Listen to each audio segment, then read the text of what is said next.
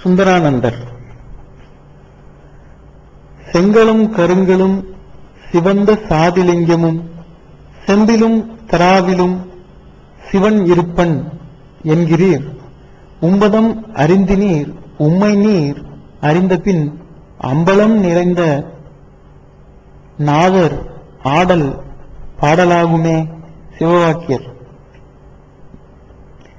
நகரங்களில் சிறந்தது காஞ்சி மாநகர் என்பார்கள்.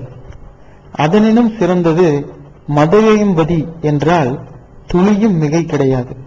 அதிலும் அபிஷேக பாண்டியனின் காலத்தில் மதுரை நகரம் வடிவிலும் சரி பொலிவிலும் சரி பூரித்து கிடந்தது. சிறப்பு பெற்ற மதுரை மாநகரின் வீதிகளில் அறிஞர் சங்கங்கள் நிரம்பி இருந்தன. குதிரை வீரர்களின் உலாக்களுக்கும் சிவிகைகளின் ஊடு நடைக்கும் நடுவே யாராவது 2 பேர் சந்தித்துக் கொண்டால் அவர்கள் பேசிக்கொள்வது கவிதையாகத்தான் இருக்கும். அதில் குற்றம் காண்பது பின் அரண்மனைக்கு முற்றம் ஏகுவதும் சாதாரணமாக நடக்கும். தமிழ் திருநடனமாடிய நாட்கள் அவை. ஆயினும் மனித சக்தியின் புது புது பரிமாணங்கள் பற்றி பெரிய ஞானம் யாருக்கும் இல்லை என்றே கூற வேண்டும். சோமசந்திரர் ஆலயம் இயகுபவர்கள் கூட இறைவனை ஒரு நிகரில்லாத சக்தியாக கருதி பொருள் கேட்டார்கள். ஒருவர் கூட நிகரில்லாத ஞானத்தை கேட்கவில்லை, கேட்க தெரியவில்லை. இவர்களுக்கெல்லாம் வழிகாட்டுவதற்கென்றே இறைவனும் சோமசுந்தரனாய் ஒரு கட்டிலம் காலை விடுவில் மதுரையம்பதிக்குள் ஒரு நாள் நுழைந்தான். அவன் திருக்கோலத்தை மதுரை கலம்பகம் தொட்டு பரஞ்சோதி அடிகளின் கண் வலிக்கான் போமா விபூதி பந்தலிட்ட நெற்றி, மையத்தில் குங்கும திலகம், உச்சியில் வட்டமிட்ட வளைத்து கட்டிய சிகை, சிரிப்புலத்திலோ கனக குண்டலங்கள், கழுத்தில் ஸ்படிக மாலை, அதன் மையத்தில் ஒரு உத்திராட்சம், பறந்து விரிந்த மார்பு, அதில் பளிரென்று பூணூல். சிவபெருமானே நேரில் வந்து விட்டிருக்கிறான் என்பதன் சான்றாய் புலித்தோல் ஆடை, பொற்சிலம்பு பாதங்களில் நாகமரக் குரடுகள், நடந்து வரும் விதத்திலோ சொல்ல முடியாத அளவு நளின சிங்காரம். மதுரை மாநகரமே அவர் மேல் வைத்த கண்ணை எடுக்க முடியாமல் திணறியது. தேஜஸ் என்னும் சொல்லுக்கு பொருள் கூறுவது போல உலவிய அச்சுந்தரனை பார்த்த பலரில் சிலர் தம்மை மறந்து கைகளை கூப்பி வணங்கவும் செய்தனர். பதிலுக்கு அவர்களை சுந்தரர் ஆசிர்வதிக்க கூப்பிய அவர்களின் கரங்களுக்குள்ளே ஒரு பொன்னாணயம்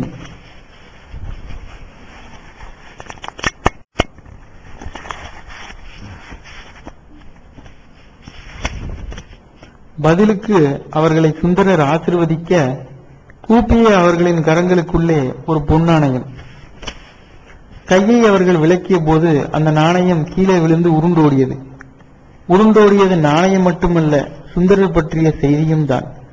பெருநோய் பிடித்து வாடிய பெரும்புலவர் ஒருவர் அந்த சுந்தரனின் பார்வையை பட்டு பரிசுத்தமடைந்து மகிழ்ந்தார். நோய் நீங்கி நகர் முழுக்க அவரை பற்றியே பேச்சாயிருந்தது.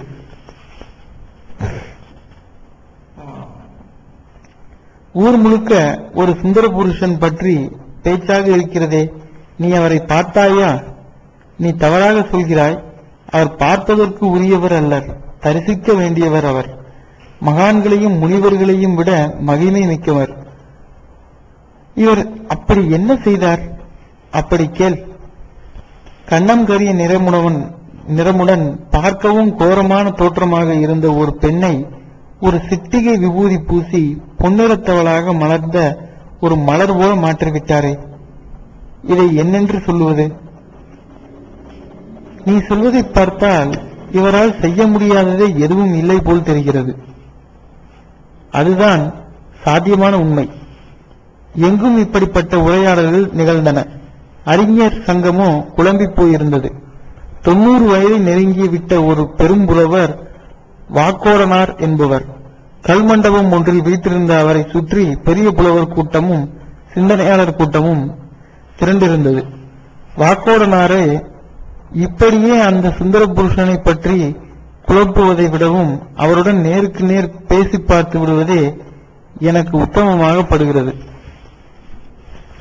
என்று அந்த கூட்டத்தில் ஒருவர் கூறிய மறுநொடியே அங்கே பிரசன்னமாகிறது அந்த சுந்தர புருஷனின் உருவம்.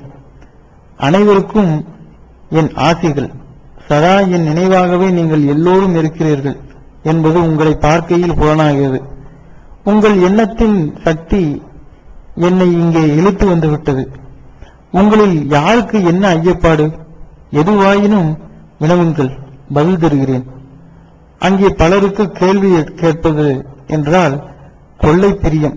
அதிலும் எகனைக்கு முகனை கேள்வி கேட்பதில் அங்கே சிலர் மிக பிரசித்தம்.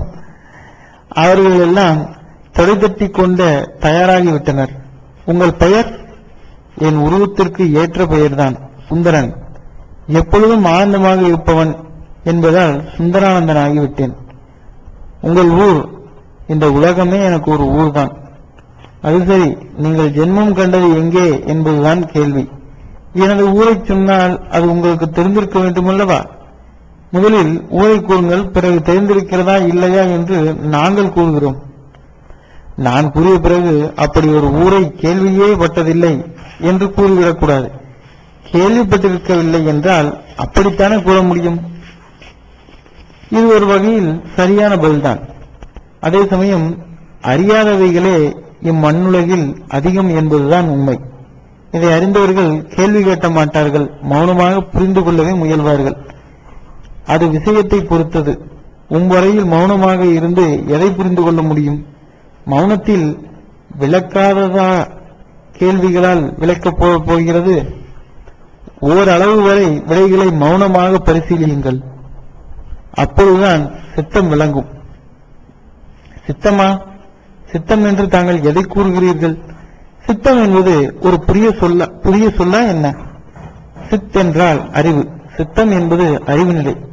அதை குறிப்பிடுவீர்களோ? நெருங்கி வந்து விட்டீர்கள். சித் என்றால் அறிவது, சித்தம் என்றால் அறிவது.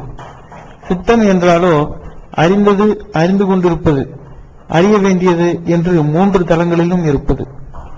என்னுள் அது இருப்பதால் நான் ஒரு சித்தன் என்றால் அது பொருத்தமாக இருக்கும் என்று கருதுகின்றேன். சுந்தரானந்தனின் பதிலை தொடர்ந்து முதல் முறையாக அந்த அறிஞர் கூட்டமே ஆழ்ந்த மௌனம் கொள்கிறது. உள்ளுக்குள்ளோ அவர் கூறியது போல பரிசீலனை. முதல் முறையாக சித்தன் என்கிற காரண பெயரை கேட்ட ஆச்சரிய அதிர்ச்சியும் அவர்களிடம் பரவி நிற்கிறது.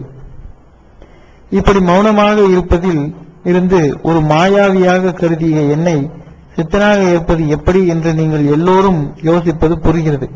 உண்மைதான். முனிவனை அறிவோம், புலவனை அறிவோம், தபசிகள், மகான்கள், ரிஷிகள் என்று பல பதங்களில் மனித அறிவின் விலாசங்களை அறிவோம். சித்தன் என்று ஒன்றை அறிவது இதுவே முதல் முறை. புதிய சொல், புதிய பொருள். எதுவும் இந்த உலகில் புதியதில்லை. அறிஞர்களே இல்லாத ஒன்றை எந்த நாளிலும் நீங்கள் கண்டறிய முடியாது. இருக்கின்ற ஒன்றை முதலில் அறியும் போது அது புதியதாக சித்தத்துக்கு தோன்றும், பின் அது பழையதாகிவிடும். உண்மைதான். நீங்கள் புரியும் மாய சாகசங்கள் கூட அப்படித்தானோ? எது மாய சாகசம்? முதலில் அதை கூறுங்கள். நீங்கள் கைதட்டி அழைத்தால் ஜடப்பொருளான மேகம் கூட உங்களை நோக்கி நீந்தி வருகிறதே, அது மாயமில்லாமல் வேறென்ன? எந்த விஷயத்தும் ஒரே கோணத்தில் நீங்கள் பார்க்கிறீர்கள் என்பது புரிகிறது. மேகம் என் அருகே வரவில்லை, அது வரவும் வராது. நாமும் தான் அதன் அருகே சென்றோம். ஆச்சரியமான பதில் இது. எப்படி என்று கூற முடியுமா? சிந்தியுங்கள். சிந்திக்கத்தானே சித்தம் உள்ளது. சிந்திக்க எல்லாம் விளங்கும். அது சரி, பெருநோய் பிடித்த ஒருவர் பரிபூரண குணம் பெற்றாரே, அது எப்படி? பஞ்சபூதங்களால் ஆனதுதானே இந்த உடல். பஞ்சபூத சிதைவுதான் பெருநோய். அந்த சிதைவை சரி செய்தேன். அவர் மேனியும் சீராகிவிட்டது. அவ்வளவுதான். முதலில் உங்களை நீங்கள் உணர்ந்து கொள்ளுங்கள். அப்பொழுது என்னையும் உணர்ந்து கொள்வீர்கள். அந்த நொடி இது தெரியாமல் இவ்வளவு நாட்கள் இருந்து விட்டோமே என்று ஒரு வருத்தம் உங்களுக்குள் ஏற்படும். இது சிரிப்பாக வெளிப்படும். மனித சக்திக்கு ஒரு எல்லை உண்டு என்கிற உங்கள் எண்ணத்தை மாற்றிக்கொள்ளுங்கள். உங்களுக்குள் உங்களை தேடுங்கள். அப்படியே காலத்தால் வாழ்வதை உத்தேசித்து காலநேர சிந்தனைகளையும் பட்டை திட்டுங்கள். உங்களுக்கு சில விஷயங்கள் மட்டும் உரைப்பேன். உங்கள் வாழ்நாட்கள் இத்தனை வருடங்கள் இத்தனை நாட்கள் என்பதில் இல்லை, எவ்வளவு மூச்சு என்பதில் தான் உள்ளது. சொல்லப்போனால் மூச்சு காற்றில்தான் எல்லாமே உள்ளது. மூச்சு காற்றிலா? ஆம். முதலில் மூச்சு, பின் பேச்சு, அதாவது உள்பேச்சு. உள்பேச்சா? அதாவது மனதிற்குள் பேசிக்கொள்வதா?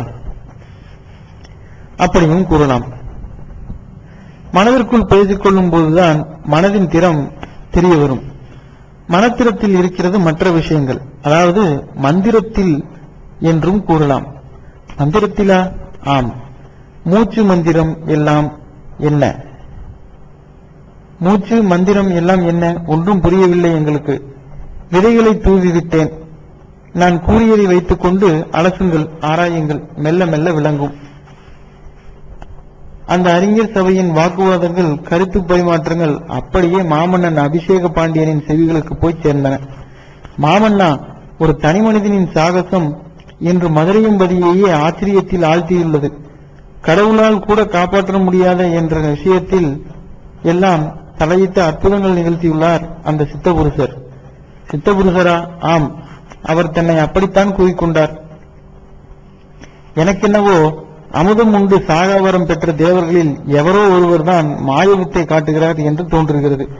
ஆனால் அப்படியெல்லாம் இல்லையாம். மூச்சு காற்றில் இருக்கிறதாம் எல்லாம்.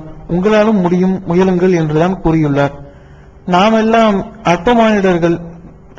நம்மால் என்ன செய்ய முடியும்? நமது வயிறே முதலில் நமக்கு கட்டுப்படாத ஒன்றுதானே. நம்மால் என்ன செய்ய முடியும்? எதுவும் முடியாது. உங்கள் கருத்துக்கு நேர் எதிராக இருக்கிறது அவர் செயல்பாடு. இயற்கையே அவர் சொன்னபடி கேட்கிறது. எப்படி என்றுதான் தெரியவில்லை.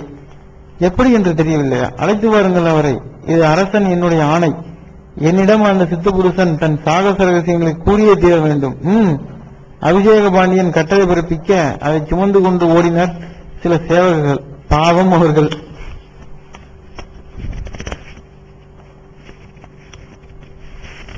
சுந்தரானந்தர், மண்ணாதி பூதங்கள் ஐந்தையும் கண்டேனே, மாயா விகாரங்கள் யாவையும் விண்டேனே, விண்ணொலி மொழியை மெய்யினுள் கொண்டேனே, மேதினி வாழ்வினை மேலாக வேண்டேனே. இடைக்காலார். அபிஷேக பாண்டியன் அரசனுக்கே உரிய செருக்கோடு சுந்தரானந்தரை அவைக்கு அழைத்து வரச் சொல்லி சேவர்களை அனுப்பிவிட்டான். ஆனால் அது எத்தனை பிழையான செயல் என்பதை அவர் எண்ணி பார்க்கவில்லை. செருக்குகள் இருவிதம். ஒன்று பிறர் அறியும் விதம் வெளிப்படும் கர்வச் செருக்கு, இன்னொன்று அறியாவண்ணம் ஒளிந்திருக்கும் அதிகாரச் செருக்கு. இரண்டுமே தவறானது என்பதை காலத்தால் உணர்த்துபவர்களே சித்தர்கள். பாண்டிய மன்னனிடம் அதிகாரச் செருக்கு இருந்தது. கூடவே அவனுக்கு மேலானவர்கள் பூமியில் இல்லை என்கிற ஒரு எண்ணமும் இருந்தால் அவன் பணிவாக நடந்திட வழியே இல்லாமல் போய்விட்டது. ஆலயத்தின் மிசை தெய்வத்தின் முன் பணிவாக நடந்து கொண்ட போதிலும் அங்குள்ளது விக்கிரக சுரூபம்தானே.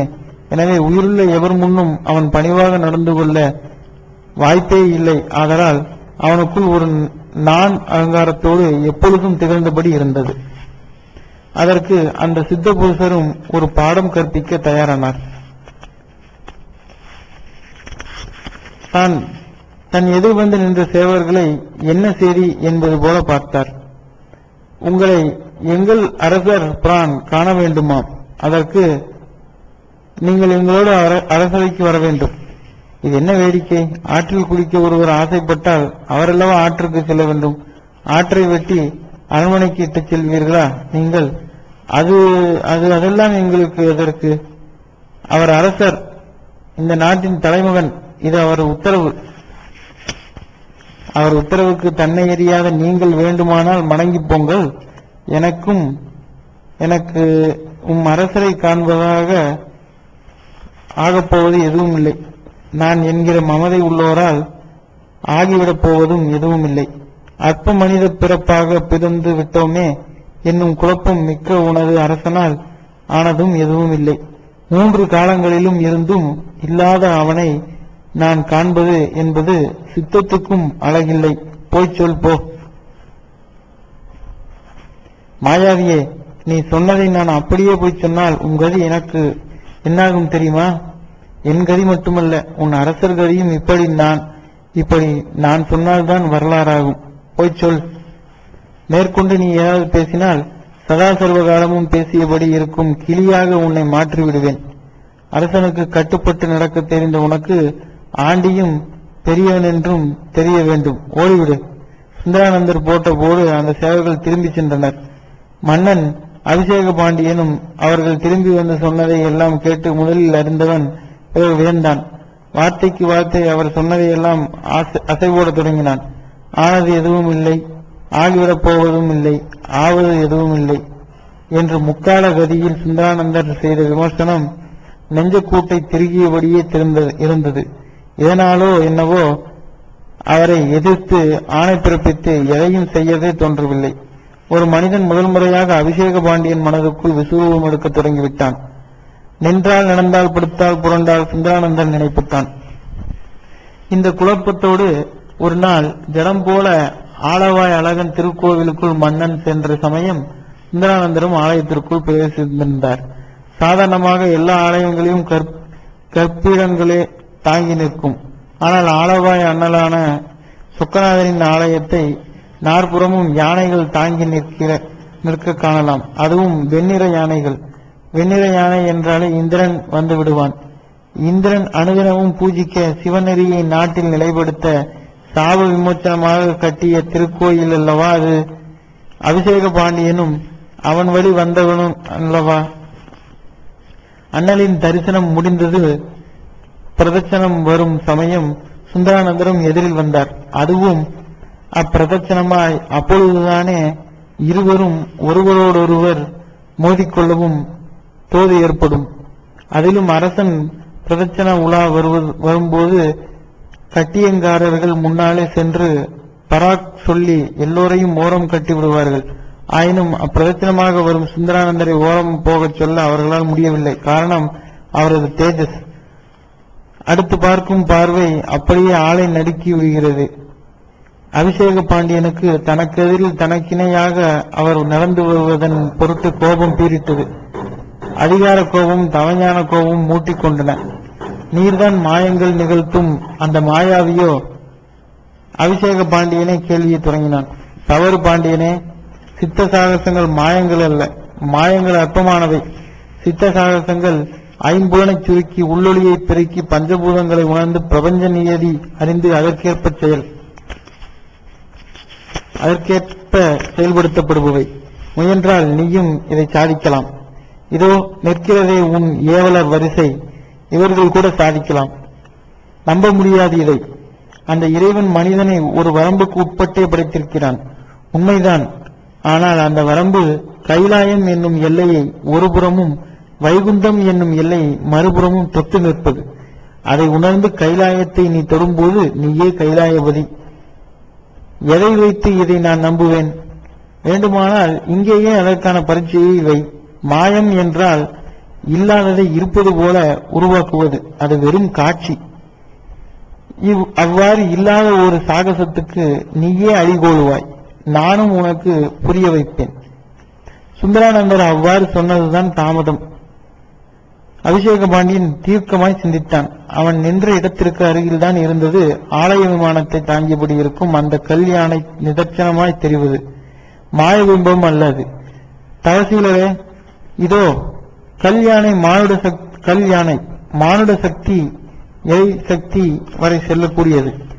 அதுவே இறையாகவும் உள்ளது என்று கூறினீரே. இந்த கல் யானை உயிர் யானையாக பார்ப்போம். அப்பொழுது நான் நம்புகிறேன். அபிஷேக பாண்டியன் அப்படி சொன்ன நொடி சுந்தரானந்தர் சிவத்தின் முகத்தில் ஒரு புன்னகை. பாண்டியன் பரிவாரத்தில் ஒருவன் மன்மதன் போல கரும்போடு தென்பட்டான். அவனும் அருகில் வந்தான். கரும்பும் பாண்டிய அரசன் கைமிசை சென்று சேர்ந்தது. பாண்டியனே, அந்த கல்யாணை அருகே செல். உன் மனது அந்த ஈசனின் பஞ்சாட்சர மந்திரத்தை கூற மனமுருகி பிரார்த்தனை செய். என் பொருட்டு இன்று கல்யாணை உயிர் யானையாகும்.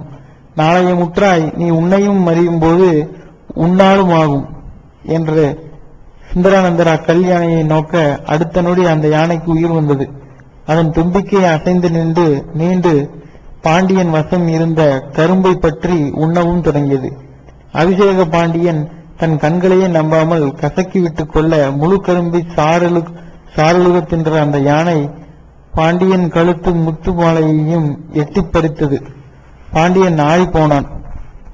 அவன் மேல் மனதும் ஆழ்மனதும் ஒரு சேர ஒரே கதியில் உளப்பட்டதில் அப்படியே சுந்தரானந்தர் பாத கதி விழுந்தான். கண்ணீர் விட்டான். பரவசத்தில் சிலிர்த்தான். சுந்தரானந்தரும் புன்னகை பூத்தார். சூழ்ந்திருப்பவர்களும் காண கிடைக்காத காட்சியை கண்டதில் பரவச உச்சிகளில் இருந்தனர். அதன் பின் தனக்கு வம்சம் விளங்க பிள்ளை வேறு வேண்டினான் பாண்டியன். அருளினார் இறைமுனி.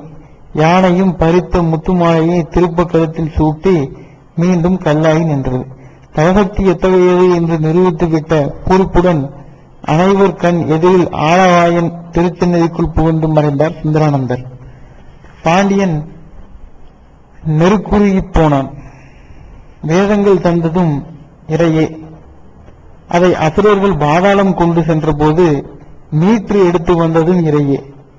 வாழ வழிகாட்டிய இறை அதனுள் இறையாகவும் ஆகும் வழிகாட்டிட சித்த உருவினனாகவும் நேரில் வந்தது.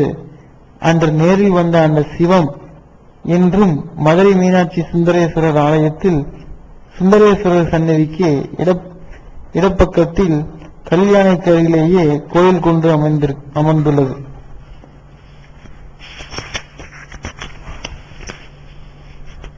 கல்லுக்கே உயிர் கொடுத்த அந்த ஈசன் கல்லாய் கணக்கும் நமது ஊழ்வினை கர்மங்களையும் நீக்கி அருள் புரிந்திடவே கோயில் கொண்டுள்ளான்.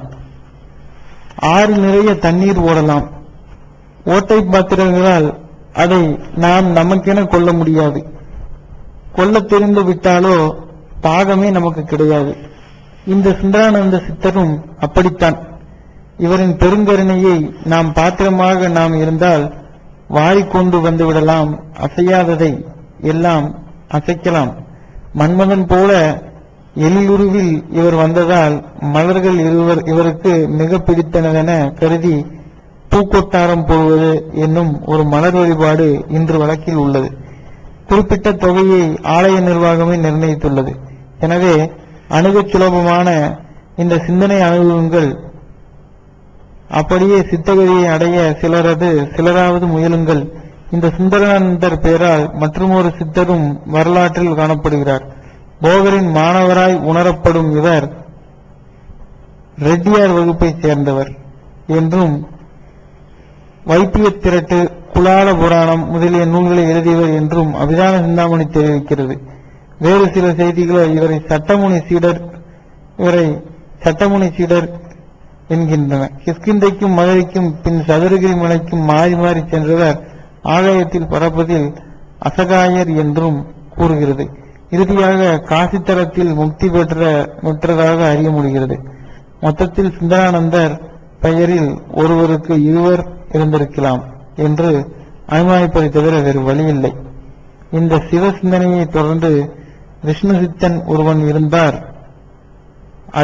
இந்த அத்தியாயத்தின் முகப்பில் நீங்கள் படித்த பாடலை இயற்றிய இடைக்காடர்தான் அவர்.